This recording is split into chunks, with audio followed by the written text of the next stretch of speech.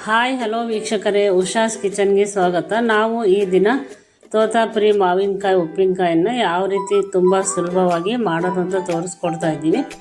ನೋಡಿ, ಇಲ್ಲಿ 3 ತೋತಾಪುರಿ ಮಾವಿನಕಾಯಿ ತೊಗೊಂಡಿದ್ದೀನಿ. ಅದನ್ನು ಚೆನ್ನಾಗಿ ತೊಳೆದ್ಬಿಟ್ಟು ಬಟ್ಟೆಯಲ್ಲಿ, ಒಣ ಬಟ್ಟೆಯಲ್ಲಿ ಚೆನ್ನಾಗಿ ಒರೆಸ್ಬಿಟ್ಟು ಅದನ್ನು ಸಣ್ಣದಾಗಿ ನೀವು ಈಳ್ಗೆ ಮಣೆ ಅಥವಾ ಚಾಕುನಲ್ಲಿ ಕಟ್ ಮಾಡ್ಕೊಳ್ಳಿ. ಈ ರೀತಿ ತುಂಬಾ ಚೆನ್ನಾಗಿರುತ್ತೆ ಉಪ್ಪಿನಕಾಯಿ. ಮಾವಿನಕಾಯಿ ಸಿಕ್ಕಾಗ ನಾವು ಹಾಕಿಟ್ಕೊಂಡ್ರೆ ವರ್ಷ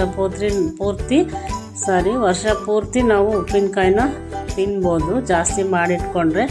ಯಾರೆಲ್ಲ ಹೊಸಬ್ರಾಗಿದ್ರೆ ನಮ್ಮ ಚಾನೆಲ್ನ ಸಬ್ಸ್ಕ್ರೈಬ್ ಮಾಡ್ಕೊಳ್ಳಿ. ಪ್ಲೀಸ್ ಲೈಕ್ ಮಾಡಿ, ಪಕ್ಕದಲ್ಲಿರೋ ಬೆಲ್ಲೈಕನ್ನ ಕ್ಲಿಕ್ ಮಾಡಿ. ನಾವೇನೇ ಮಾಡಿದರೂ ನೋಟಿಫಿಕೇಷನ್ ನಿಮಗೆ ತಕ್ಷಣವೇ ಬರುತ್ತೆ. ಈಗ ಒಂದು ಮುಷ್ಟಿಯಷ್ಟು ಉಪ್ಪನ್ನ ಹಾಕಿಡ್ತಾಯಿದ್ವಿ. ಉಪ್ಪನ್ನ ಏನಕ್ಕೆ ಹಾಕ್ತಾಯಿದ್ದೀವಿ ಅಂದರೆ ಅದು ಉಪ್ಪೆಲ್ಲ ಹೀರ್ಕೊಳ್ಳುತ್ತೆ, ರಸ ಮಾತ್ರ ಬಿಟ್ಕೊಂಡಿರುತ್ತೆ, ಮತ್ತು ನಾವು ಉಪ್ಪು ಹಾಕೋ ಅವಶ್ಯಕತೆ ಇರಲ್ಲ. ಈಗ ಒಂದು ಜಾರ್ಗೆ ಅಥವಾ ಒಂದು ಬಾಟ್ಲಿಗೆ ಉಪ್ಪಿನಕಾಯಿನ ಹಾಕಿ ಮುಚ್ಚಿಡಬೇಕು. ಅದು ನಾವು ಬೆಳಗ್ಗೆನೇ ಮಾಡಿದ್ರೆ, ಬೆಳಗ್ಗೆನೇ ಹೆಚ್ಚಿಟ್ಟು ಈ ಥರ ಉಪ್ಪು ಹಾಕಿಟ್ರೆ ಸಂಜೆ ಅಥವಾ ರಾತ್ರಿ ಅಷ್ಟೊತ್ತಿಗೆ ನೀರೆಲ್ಲ ಇಳ್ಕೊಂಡಿರುತ್ತೆ, ಉಪ್ಪಿನ ನೀರೆಲ್ಲ ನೀರೆಲ್ಲ ಇಳ್ಕೊಂಡಿರುತ್ತೆ.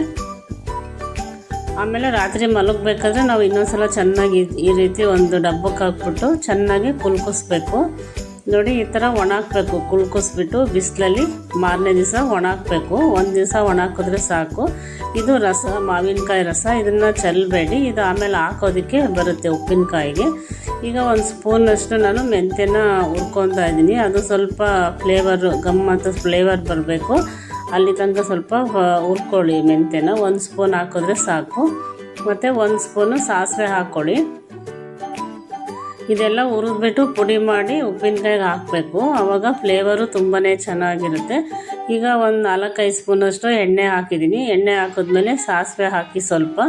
ಇದೆಲ್ಲ ಸಾಸಿವೆ ಸಿಡಿಯೋ ಅಷ್ಟೊತ್ತಿಗೆ ಇಲ್ಲಿ ನಾವು ಏನು ಹುರ್ಕೊಂಡಿದ್ವಲ್ಲ ಸಾಸಿವೆ ಮತ್ತು ಮೆಂತ್ಯನ, ಅವೆರಡನ್ನು ಸ್ವಲ್ಪ ತರಿಯಾಗಿ ಮಿಕ್ಸಿ ಮಾಡ್ಕೋಬೇಕು. ನೋಡಿ, ಇಷ್ಟು ಆದರೆ ಸಾಕು, ಇಷ್ಟು ತರಿ ಆದರೆ ಸಾಕು. ಈಗ ನಾನಿಲ್ಲಿ 1 ಗಡ್ಡೆ ಬೆಳ್ಳುಳ್ಳಿ ತಗೊಂಡಿದ್ದೀನಿ. ನಿಮಗೆ ಜಾಸ್ತಿ ಬೇಕು ಅಂದರೆ ಇನ್ನೂ 1 ಗೆಡ್ಡೆ ಬೆಳ್ಳುಳ್ಳಿ ಹಾಕ್ಕೊಳ್ಳಿ. ಇದನ್ನು ಸ್ವಲ್ಪ ಒಂದು ರೌಂಡ್ ಮಿಕ್ಸಿ ಮಾಡ್ಕೊಳ್ಳಿ. ನೋಡಿ, ಈ ಥರ ರೆಡಿಯಾಗಿದೆ ಈಗ ಮಿಕ್ಸಿ ಮಾಡಿರೋದು. ಇವಾಗ ಎಣ್ಣೆ ಕಾದಿದೆ. ಈಗ ನೋಡಿ, ಒಂದು ದಿವಸ ಮಾವಿನಕಾಯಿ ಪಚಡಿಗಳನ್ನ ಈ ಥರ ಒಣಗಿಸಿ ಇಟ್ಕೋಬೇಕು. ಈ ಥರ ಮಾಡಿಟ್ಕೊಂಡ್ರೆ ಸುಮಾರು ದಿವಸ ಇಟ್ಕೋಬೋದು ನಾವು. ಈಗ ನಾವೇನು ಮಿಕ್ಸಿ ಮಾಡ್ಕೊಂಡಿದ್ವಲ್ಲ ಅದನ್ನು ಎಣ್ಣೆ ಒಳಗಡೆ ಹಾಕಿದ್ದೀನಿ.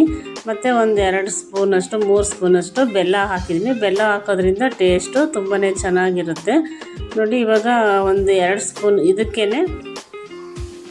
ಒಂದು 2 ಸ್ಪೂನಷ್ಟು ಖಾರದ ಪುಡಿ ಹಾಕ್ಕೊಳ್ಳಿ. ಖಾರದ ಪುಡಿ ನಿಮಗೆ ಎಷ್ಟು ಬೇಕೋ ನೋಡಿ ಹಾಕ್ಕೊಳ್ಳಿ. ನಾನಿಲ್ಲೇ ಒಂದು 2 ಸ್ಪೂನಷ್ಟು ಹಾಕ್ಕೊಂಡಿದ್ದೀನಿ. ಒಂದು ಅರ್ಧ ಸ್ಪೂನಷ್ಟು ಅರಿಶಿನ ಪುಡಿ ಹಾಕ್ಕೊಂಡಿದ್ದೀನಿ. ಇದೆಲ್ಲ ಹಾಕಿಬಿಟ್ಟು ನೀರು ನಾವೇನು ಸೋಸ್ಕೊಂಡಿದ್ವಲ್ಲ ಮಾವಿನಕಾಯಿ ರಸನ, ಅದನ್ನು ಹಾಕ್ಬಿಟ್ಟು ಚೆನ್ನಾಗಿ ಮಿಕ್ಸ್ ಮಾಡ್ಕೊಳ್ಳಿ. ಮತ್ತು ಸ್ಟವ್ ಆನ್ ಮಾಡಬೇಡಿ. ಇವಾಗ ಮಾವಿನಕಾಯಿ ಪಚಡಿಗಳನ್ನೆಲ್ಲ ಇದಕ್ಕೆ ಹಾಕ್ಬಿಟ್ಟು ಚೆನ್ನಾಗಿ ಮಿಕ್ಸ್ ಮಾಡ್ಕೊಳ್ಳಿ. ಮಿಕ್ಸ್ ಮಾಡಿ ಒಂದು 4-5 ದಿವಸ ಅದೆಲ್ಲ ಚೆನ್ನಾಗಿ ಆ ಖಾರ, ಉಪ್ಪು ಖಾರ ಎಲ್ಲ ಕಳಿಬೇಕು. ಅದೆಲ್ಲ ಚೆನ್ನಾಗಿ ಕಳೆದುಕೊಂಡಾಗ ಟೇಸ್ಟು ತುಂಬಾ ಚೆನ್ನಾಗಿರುತ್ತೆ. ಯಾರೆಲ್ಲ ಹೊಸಬ್ರಾಗಿದ್ದರೆ ಈಗಲೇ ತಕ್ಷಣವೇ ಸಬ್ಸ್ಕ್ರೈಬ್ ಮಾಡ್ಕೊಳ್ಳಿ. ನೋಡಿ, ಇವಾಗ ಉಪ್ಪಿನಕಾಯಿ ರೆಡಿ ಆಗಿದೆ. ಬೇಳೆ ಸಾಂಬಾರು ಜೊತೆ, ಉಪ್ಪಿಟ್ಟು ಜೊತೆ, ತಿಂಡಿ ಜೊತೆ ಎಲ್ಲದಕ್ಕೂ ತಿನ್ಬೋದು. ತುಂಬಾ ಟೇಸ್ಟಿಯಾಗಿತ್ತು ಕೂಡ. ಮತ್ತು ನೋಡಿದ ತಕ್ಷಣ ಒಂದು ಲೈಕ್ ಕೊಡಿ. ಈಗ ಒಂದು ಬಾಟ್ಲು ಅಥವಾ ಉಪ್ಪಿನಕಾಯಿ ಜಾಡಿ ಇದ್ದರೆ ಹಾಕಿಟ್ಕೊಳ್ಳಿ. ಎಷ್ಟು ದಿವಸ ಆದರೂ ಹಾಳಾಗೋದಿಲ್ಲ. Thank you for watching this video.